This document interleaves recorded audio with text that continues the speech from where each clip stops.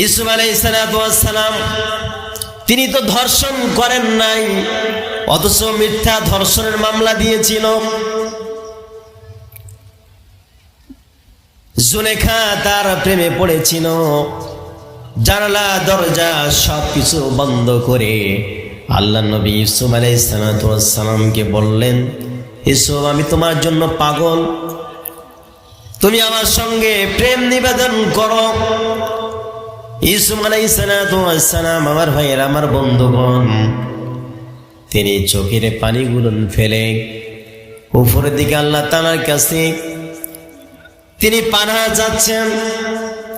জুলেখার হাত থেকে বাঁচার জন্য রবের কাছে প্রার্থনা করতেছেন।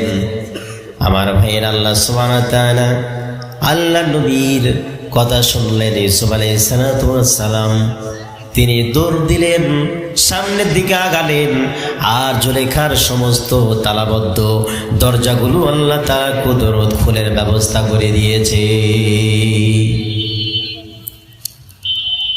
ঘর থেকে বের হয়ে গেলেন। ইউসুফ আলাইহিস সালাম সামনের দিকে দৌড়ান, পিছন দিকে যেয়ে জুলেখা তার জামা টেনে ধরেছে। এমত অবস্থায় ওই দেশের যে প্রেসিডেন্ট বাদশাহ জুলেখার স্বামী আজিজ, তিনি দেখে ফেলে দিয়েছেন। আজিজ জানে ইউসুফ আলাইহিস সালামের কোনো অপরাধ নাই, নির্দোষ, কিন্তু এরপরও তিনি কি করলেন, বিচারটা অন্যভাবে রায় দিলেন, বিচারটা পাল্টিয়ে দিলেন। আমার ভাইয়েরা, এই দেশে টাকা দিয়ে মিথ্যা সাক্ষ্য দেওয়ার জন্য সাক্ষী জোগাড় করা যায়, আপনি মিথ্যা সাক্ষ্য দিতেছেন টাকার নেশায়। ও মুসলমান, ভেবে দেখেছেন কতদিন আর দুনিয়াতে থাকবেন? কতদিন আর দুনিয়াতে থাকবেন?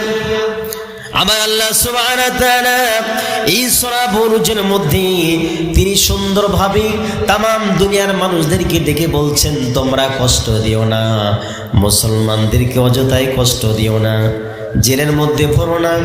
কষ্ট তোমরা যদি দাও আর যদি তওবা না করো, তাহলে তোমরা জাহান্নামী হবে। বলেন নাউজুবিল্লাহ।